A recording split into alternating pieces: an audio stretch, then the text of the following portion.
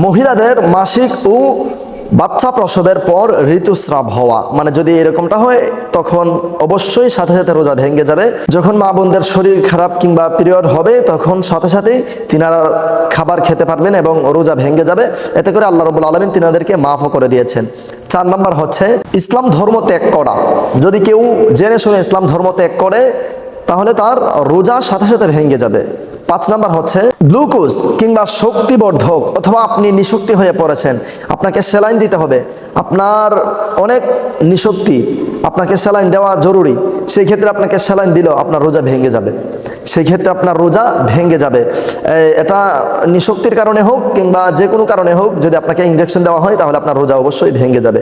প্রস্রাব পায়খানার রাস্তা দিয়ে অথবা শরীরের যে কোনো জায়গা দিয়ে কোনো কিছু, কোনো ওষুধ অথবা কোনো ড্রপ, যে কোনো কিছু শরীরের ভেতরে প্রবেশ করা, যদি এরকম কোনো কিছু প্রবেশ করানো হয় তাহলে সাথে সাথে তার রোজা ভেঙে যাবে। এরপর হচ্ছে রোজাদারকে জোরপূর্বক কোনো কিছু খাইয়ে দিলে, ধরেন আপনি রোজাদার, আপনাকে আপনার বন্ধু বান্ধব সবাই মিলে জোর করে কোনো কিছু খাইয়ে দিয়েছে, আপনার রোজা ভেঙে যাবে, মানে এটা যে কোনোভাবে ভেঙে যাবে।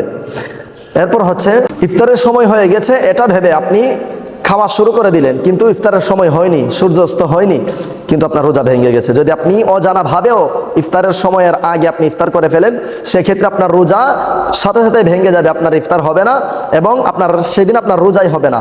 অতএব আপনাদেরকে অবশ্যই বলবো, ইফতারের সময় খুব সাবধানতার সহিত, প্রয়োজনে 30 সেকেন্ড কিংবা 1 মিনিট পরে ইফতার করুন, কিন্তু আগে নয়। যদি আপনার আগে ইফতার করে ফেলেন সেক্ষেত্রে আপনার রোজা ভেঙে যাবে।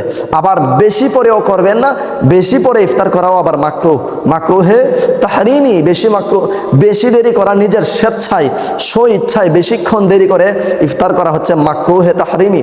অবশ্যই আপনারা মাকরুহে তাহরিমি যদি কেউ করে তাহলে সারাদিনের রোজা রাখার যেই সওয়াব তার অর্ধেক সওয়াব সে পাবে। অতএব অবশ্যই কেউ মাকরুহ করবেন না এবং তাড়াতাড়ি ইফতার করতে গিয়ে রোজা ভেঙে ফেলবেন না।